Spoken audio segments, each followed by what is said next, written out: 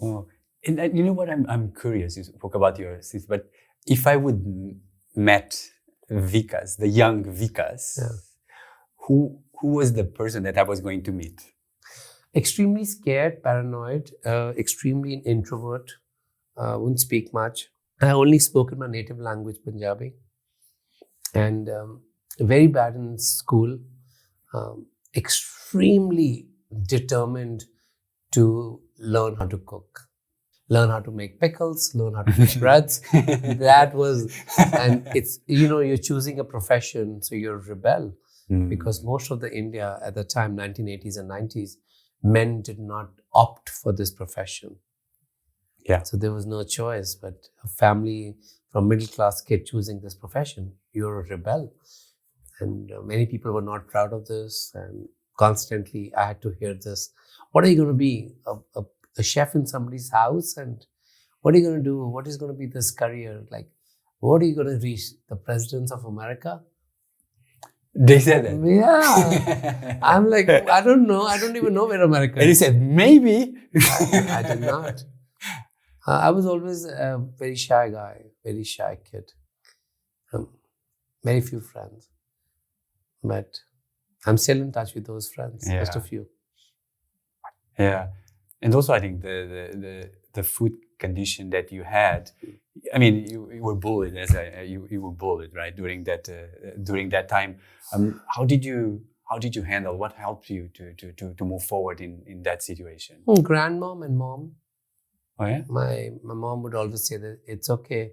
We are born different because God sees us differently. Oh. And He makes us special. And He chooses parents for you, for all the special kids, because they know that their parents will take care of you. And I think there was so much because being bullied as a kid in school, it scars you. Yeah. People think, oh, you outgrow this.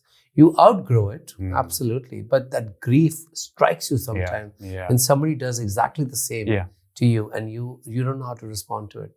If your brain freezes. I see that happen to me again and again. That you're so much, even if you suppress those emotions, they come back. Sometime. Even today, it happens. All the time. You feel that, it was like, it scars you forever. Especially what happens is that many teachers do not understand that when they make fun of a child in the classroom, that is going to give permission to everyone in the classroom to behave with you like that. The teacher is outgrown me in privilege, in power to fight back. Most of the kids, I was never going to have the power like them to fight back or do anything. So you constantly keep shrinking yourself. I just feel that it never lets you blossom. That's for sure. Never. It always makes you always feel that you're less. So I think to cover that up, I got so obsessed with cooking. Really? I was like, I have to do something which makes me feel that I'm equal to everyone. And food gave me the power to feel equal to everyone, maybe better than everyone. Do you remember that moment where you felt that? I learned how to make roti at a very young age. So I could roll a round bread and I thought that was my superpower. And I'm like, oh, I'm Superman? What do you mean by that? My grandmother says I'm a Superman. Like, look at you. This is like a full moon, she'll say. And I'll roll a bread. Oh, this looks like a full moon. Every time I see the moon, I'm like, oh my God. A moon has to go through a lot of darkness to be complete one day. Even if it has to reinvent itself and go through the journey again. But that round bread, for me, it has the moon. It's symbolic. It's so good. I love it. Yeah, if we talk about food, let's go to the second photo. Okay. Can I show you the second photo? Absolutely. Are you ready? Yes. Sure? Pakka? Pakka. All right. Oh, my God. Take me to the kitchen where she used to cook. Tell me, what would I see, smell, and feel there at the kitchen?